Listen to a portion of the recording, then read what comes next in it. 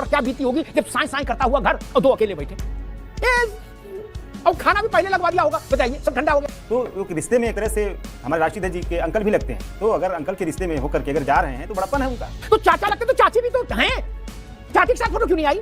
चाची को भी तो पूछेंगे कि चाची प्रणाम हो गए, हाँ बेटा आओ, अच्छा है, कुछ खाओ पियो। मेरा बच्चा चिंता न करना, हम आ गए हैं, खाओ पियो डंड पे लो यहाँ जेल में, बाकी हम। साहब ने ये सवाल भी उठाए होंगे, इसीलिए नौकर चाकर भगाए।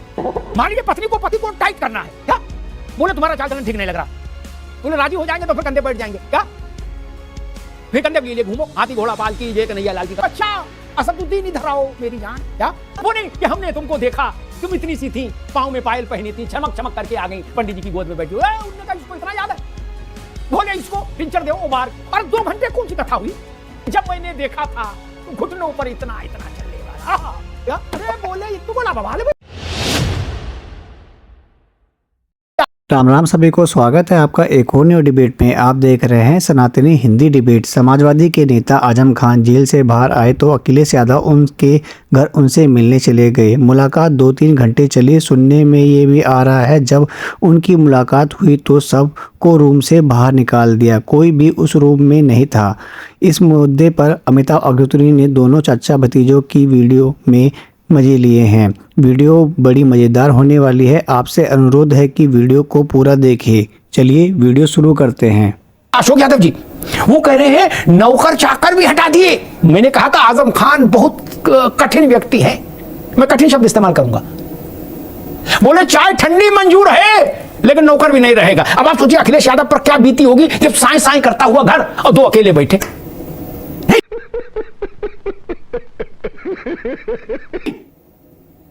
आदमी सोचता है कुछ लोग रहेंगे, चहल पहल रहेगी, कुछ बिरयानी आएगी, कोई बात आएगी, है फिर नहीं आएगी कुछ। और खाना भी पहले लगवा दिया होगा, बताइए, सब ठंडा हो गया होगा। आज तक मुझे नहीं लगता अशोक जी कि अखिलेश यादव ने ऐसी मुलाकात किसी के घर जाके की होगी, इतनी सख्त 1-to-1 वाली। उनके यहां लोगों ने आके 1-to-1 की है, लेकिन ऐसा नहीं हुआ कि वो कहीं गए हो और ऐसी सख्त 1-to-1 हुई हो। अशोक जी ये मामला कुछ कैड़ा हो गया नहीं?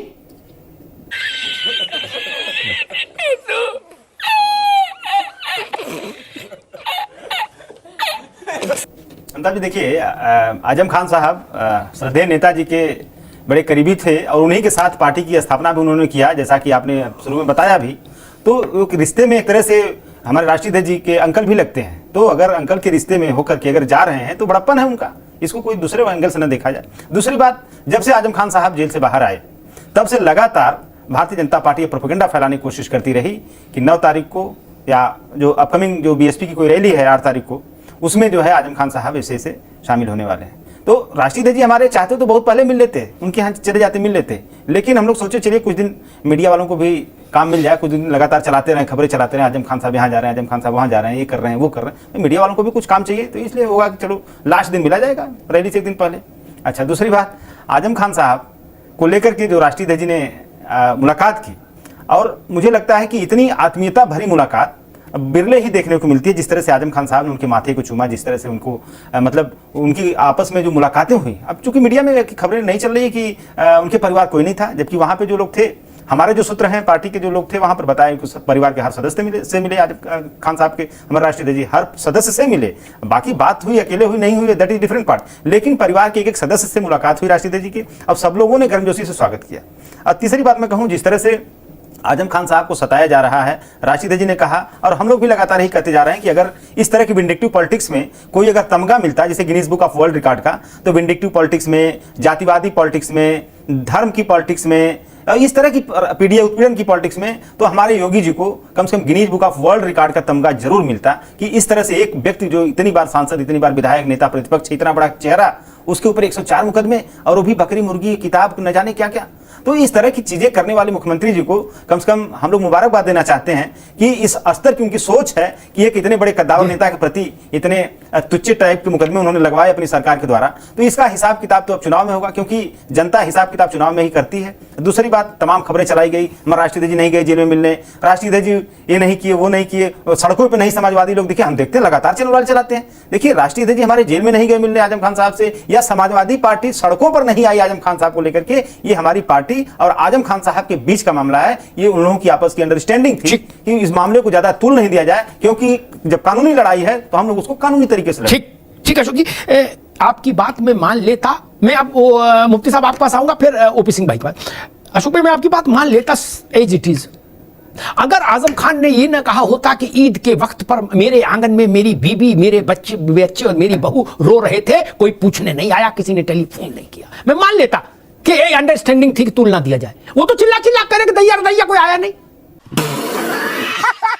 जब वो जेल से छूटे उनसे पूछा गया कि भाई बड़े नेता नहीं आए, तो उन्होंने कहा जब मैं छोटा आदमी हूं तो मुझे कौन लेने आएगा, बड़ा आदमी होता तो बड़े आते। ये और मैं इस बात से सहमत हूं जो बात अशोक भाई ने कही कि वो रिश्ते में चाचा भी लगते हैं, ठीक है, तो चाचा लगते तो चाची भी तो हैं, चाची के साथ फोटो क्यों नहीं आई, ये प्रश्न है। और दो भाई है, एक भाभी है घर में, आजम साहब के बड़े बेटे की पत्नी आदिल की, वो कहां है भाई। ऐसा तो नहीं हो सकता कि हम चाचा से मिलके 2 घंटे बैठ जाए और चाची का हाल ही चाल ना जाने।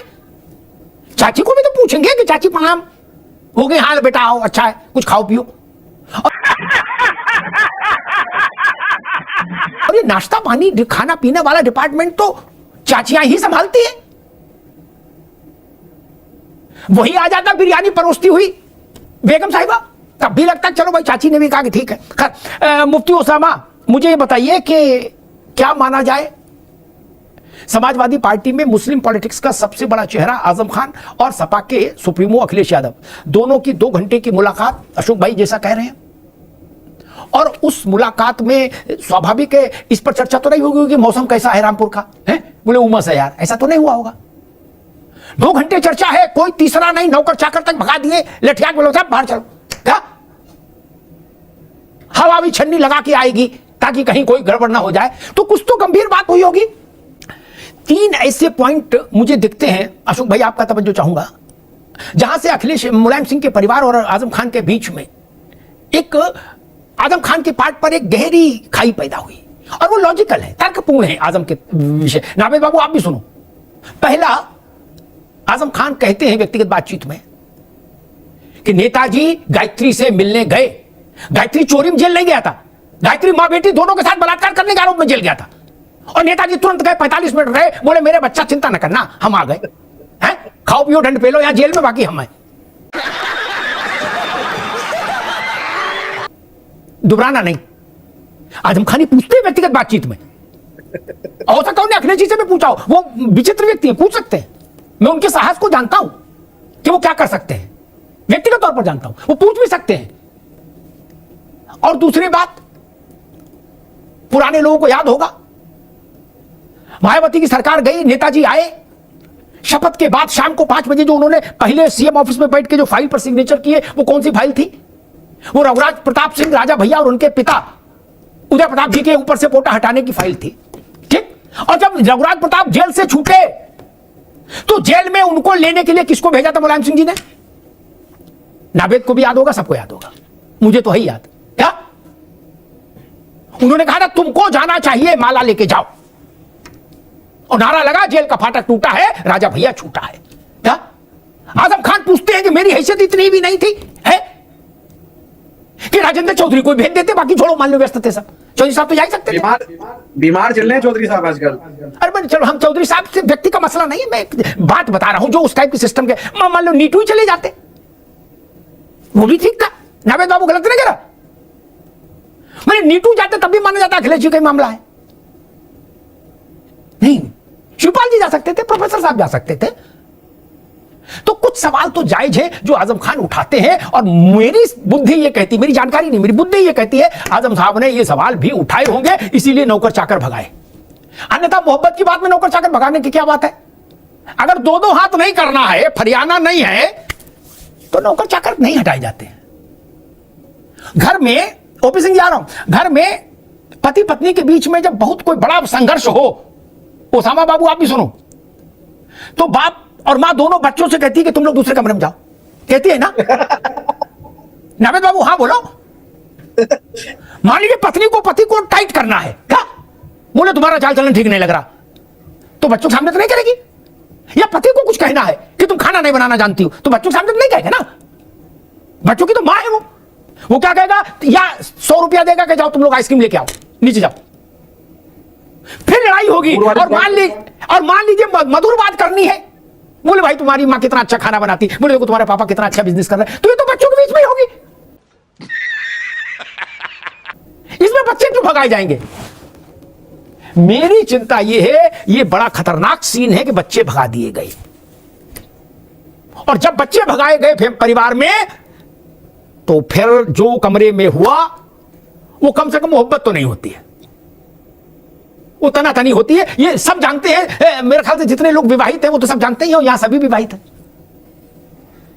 इसमें तो किसी से पूछने की जरूरत नहीं। वो रूठे हम झूठे, बोले जान बची जो लाखों पाए, बोले यार नाराजी रहे क्या, बोले राजी हो जाएंगे तो फिर कंधे बैठ जाएंगे क्या, फिर कंधे ले लिए घूमो, हाथी घोड़ा पाल की जय कन्हैया लाल की करो क्या। आप सोचो, मैं सच्ची बात ये दिल की कह रहा हूं, क्या ओपी सिंह ने कहा नहीं कहा उसको भी आप छोड़ो, क्या सपा में किसी की इतनी हैसियत है, किसी से पूछ लो, किसी नेता की, जो अखिलेश जी को ऐसी व्यवस्था में लाख खड़ा कर दे कि चपरासी भी नहीं रहेगा, नौकर भी नहीं रहेगा, कुछ नहीं रहेगा क्या, बोतल पानी भर के रखेंगे, अपनी अपनी बोतल से पानी पियो और 2 घंटा बैठो हमारे साथ, कोई कर सकता है? इस और नावेद भी इशारा कर रहे थे कि वही ठीक था कि वो रूठे हम झूठे, बोले जान बची यार, चलो छोड़ो जाने दो। अब वो फिर आ गए और रिश्ता चाचा भतीजे का है, ये भी आप बता ही चुके। अब कोई ऐसा हो जाए जो कहे बच्चा असदुद्दीन इधर आओ मेरी जान, क्या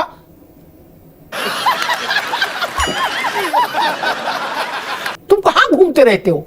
तो यही ओवैसी साहब मुफ्ती से नदवी से कहेंगे इसको हटाओ, इसको चिट्ठी जारी करो क्या? ये सबके साथ है। कोई ऐसा मामला फंस रहा है क्या नावेशी को? ये मनोविज्ञान की बात है, इसको पार्टी विशेष से मतलब नहीं, ये ह्यूमन टेंडेंसी है, मेरी समझ ये कहती पॉलिटिक्स में। इंदिरा जी के समय से तो हम लोग देख ही रहे हैं। जवाहरलाल जी के जाने के बाद शास्त्री जी का छोटा सा कार्यकाल रहा, उसके बाद इंदिरा जी का लंबा कार्यकाल रहा।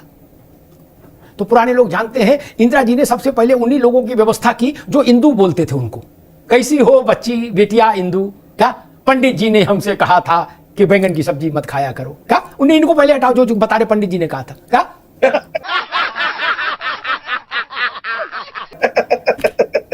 Madam Indira ji, madam prime minister, तीसरी बात नहीं सुननी। और Indira is India, India is Indira, ये बोलो क्या?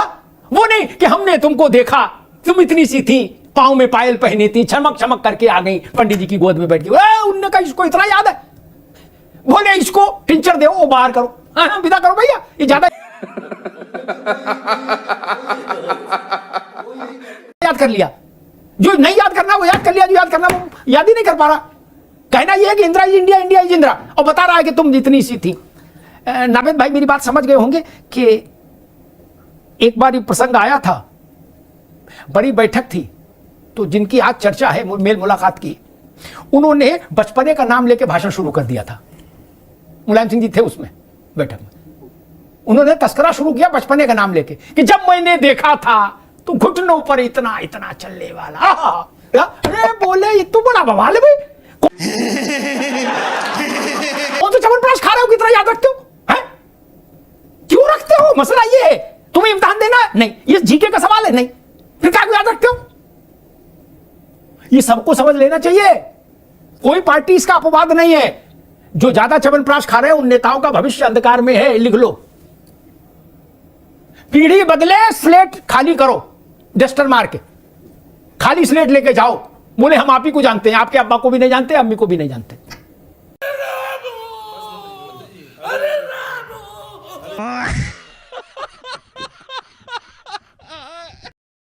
तो दोस्तों, राजनीति में कौन किसका है ये वक्त ही बताता है, लेकिन इतना तय है कि चाचा भतीजे की कहानी सिर्फ राजनीति नहीं, कॉमेडी स्क्रिप्ट बन चुकी है। फिलहाल देखते रहिए सनातनी हिंदी डिबेट, जहां सवाल की तीखे होते हैं और जवाबों में भी सच्चाई की खुशबू आती है।